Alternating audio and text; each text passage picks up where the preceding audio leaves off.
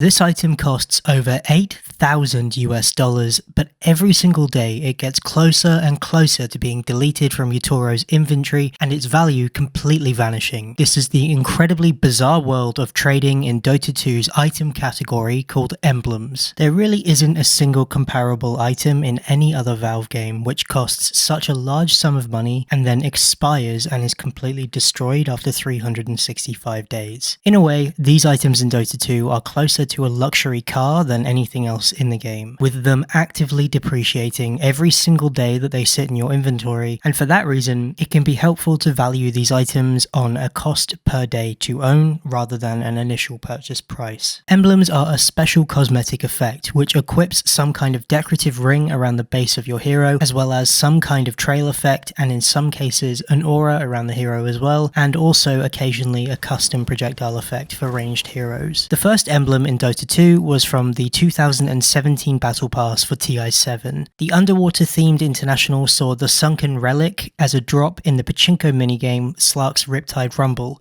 No, what are you doing? What are you doing? Yeah. No, left. Turn left, you piece of shit. Left! Turn left!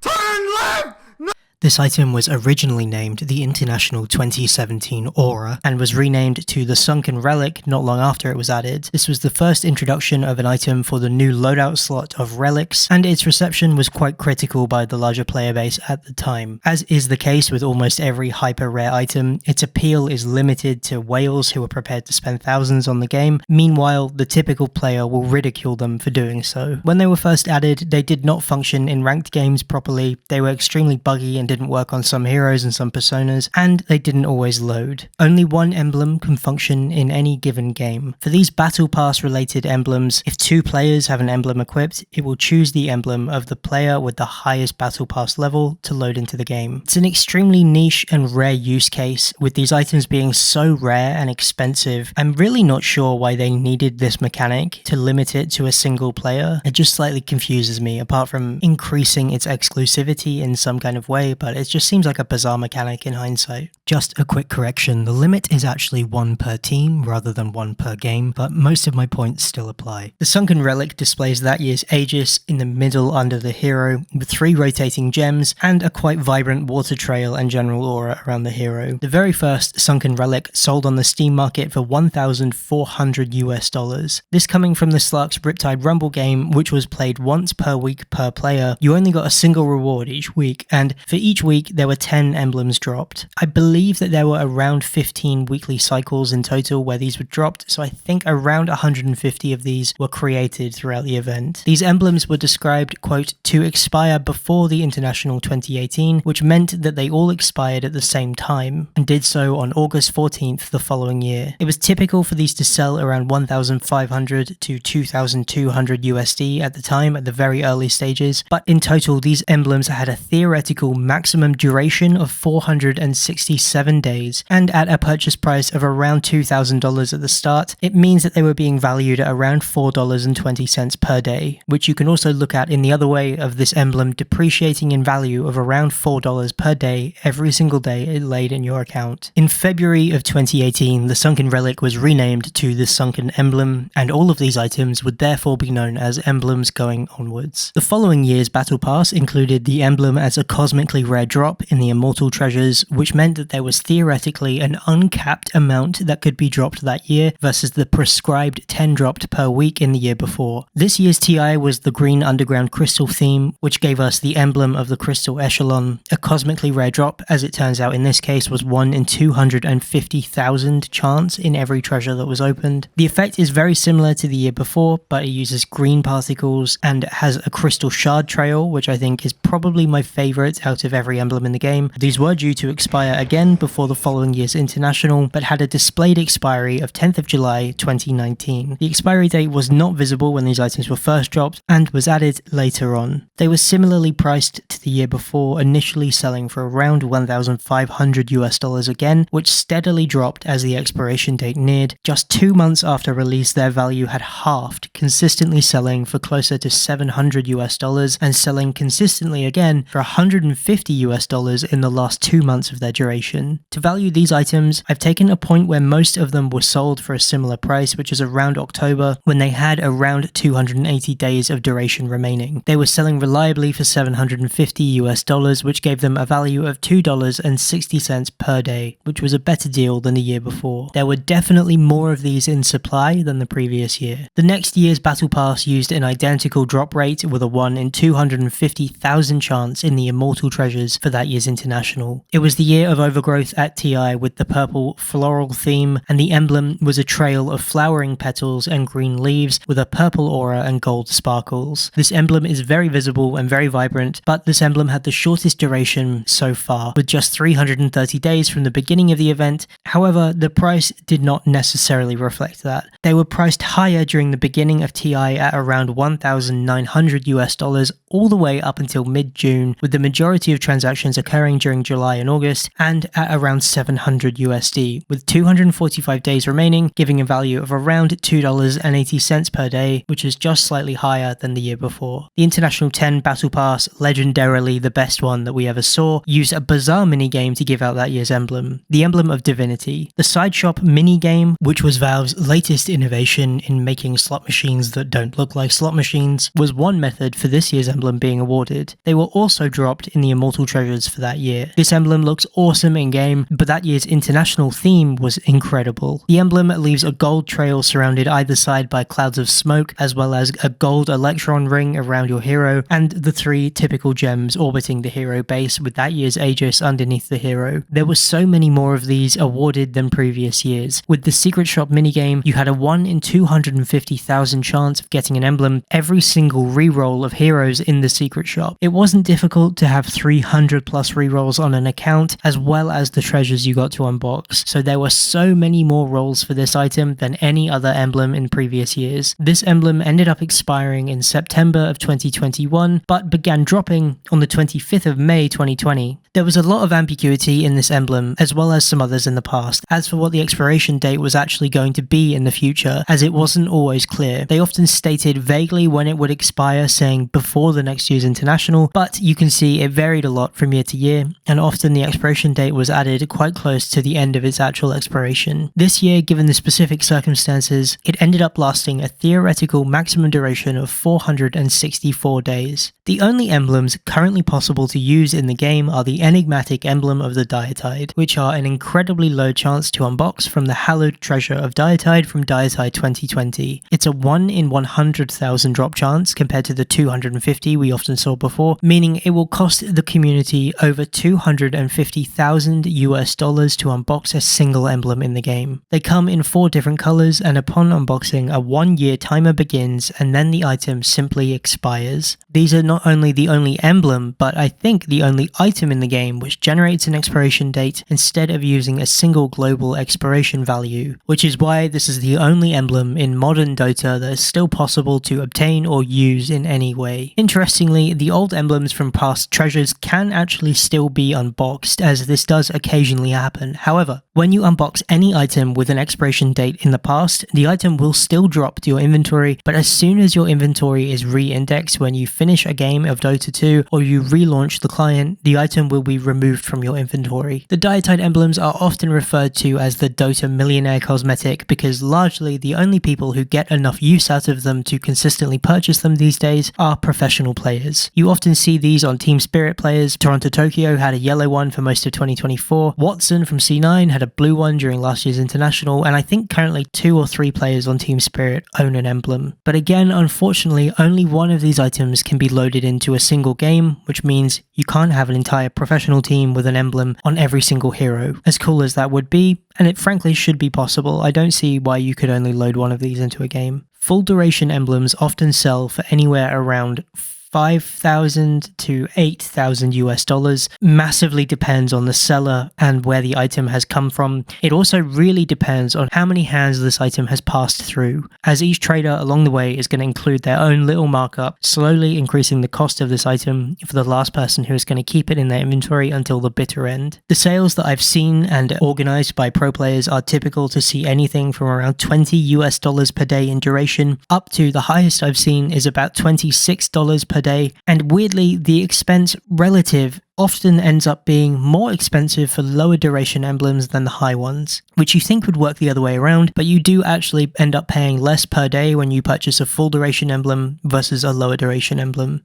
My favorite color is the yellow. Green is typically the least desirable, with yellow being the most desirable, as far as I understand. But the sample size for these deals I've organized with emblems is quite small, so I could be wrong on the preference of people's colors. However, you often don't really have a choice. It's rare to see more than 2 of these for sale at any given time, and often there isn't even one that you can find without paying an astronomical fee or a markup. But something worth discussing is the bizarre loophole that the community market has created for itself. Many people on the market have a standing buy order at quite a low price for these items in comparison to their total value. They're hoping that someone will unbox an emblem from the treasure, not know what it's worth, and instantly sell it on the Steam community market for around $300 to $400. This would net the buyer of the item easily 10 to 20 times profit depending on their buy order price. So they place these buy orders knowing that an emblem owner with just 24 hours left can absolutely rinse them for $400,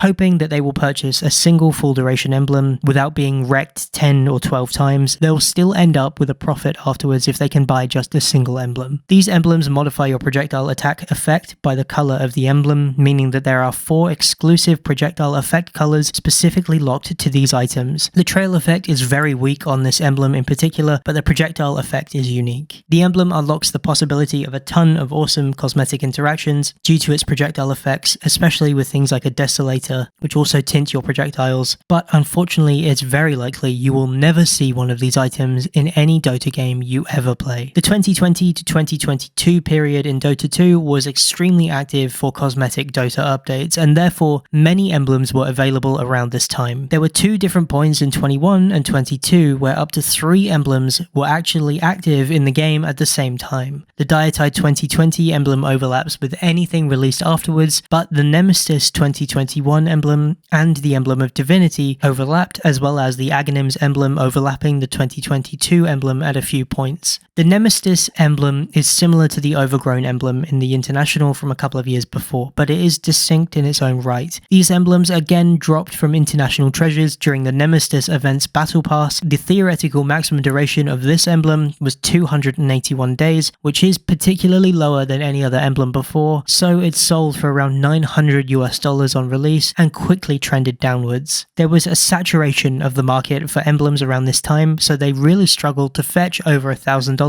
at any point. The Aghanim's 2021 emblem was in the following Battle Pass for the Aghanim's Labyrinth event. This emblem looks awesome, and its theoretical maximum duration was 386 days. However, this emblem had the lowest initial sale price on the Steam community market of any emblem in history, again due to the saturation of these items' availability and the decline in their desirability over time. Starting off at around $600 at the very beginning, very quickly declining in price. Finally, the Battle Pass 2022 emblem was the very last emblem we saw added to the game. For the 2022 Battle Pass season, we saw this emblem dropping in all of the treasures related to that year's Battle Pass. This was a return to the typical style for the original emblems, with a red themed Aegis below the player model, a simple red lava trail behind the hero, and the 3 rotating gems around the base. This is the closest Valve has ever come to releasing real items in Dota which compare to those bugged hero items which allow you to equip courier unusual effects on your hero. Notably, the Trail of Burning Doom is very often used, which gives you some really interesting insight into what those bugged items could actually be worth if they weren't horrifically restricted in supply. This 2022 emblem held its value for the longest period of time of any emblem. For a full month, we saw sales at its original first day sale price of around $1,000, however dropping extremely sharply in value on October 12th and continuing the downward trend as its expiration date neared. Emblems are an incredibly interesting category of item in which very few traders involve themselves with. They're an item priced on opportunity these days and can vary massively in cost because of that. Depending on so many different things, these items can cost anywhere from $2,000 up to $10,000. A major aspect of how much pro players will end up paying for these is how well connected a pro player is to the trading scene, and importantly, how knowledgeable their friends are to help them source these items without paying some kind of pro player tax, which they often will, and can often amount to thousands of extra dollars they have to pay for these items. I've heard some horror stories of some pro players who purchased these for the International and ended up paying 4 or 5 times what they were actually worth. I'd be interested to hear below which emblem you think is the best that was ever added to the game. Would you be interested in spending hundreds of dollars on one of these if they were permanent, or even if they were available again but temporarily? Thank you so much for watching. Thank you to my YouTube members for supporting these videos. The link to my Discord is down below. Take a look at that for the ongoing giveaways. Every YouTube member that joins gets their name added to my inventory at the end of all of my long form videos. You'll also get access to my backlog of private members only videos. Please leave a like on the video if you found this interesting, and remember to subscribe to the channel if you're interested in more Dota 2 videos. Thank you so much for watching.